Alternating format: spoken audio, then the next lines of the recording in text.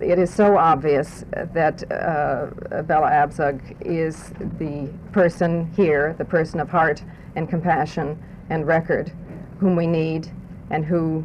deserves to have this seat, that we must honestly say that the other candidates are perhaps more part of a Stop Bella Abzug campaign than they are candidates who legitimately have a claim or can stand on their own. Perhaps no one since Robert Kennedy has inspired the kind of devotion and the kind of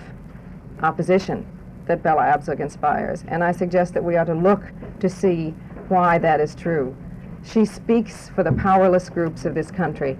and she speaks loud.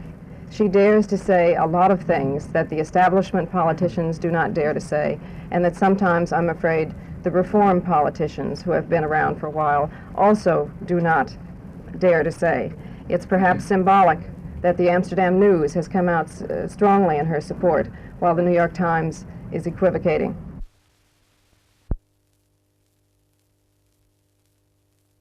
I worked with Bella Abzug in the Congress, and I've campaigned with her throughout the country. I think that she has been an effective congresswoman, not only on the question of the war in Vietnam and on foreign policy, but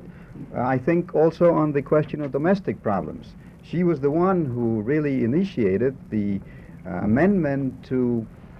ensure or to try to get the rent control laws of the city of New York to be subject to the price commission, although because of the fact that the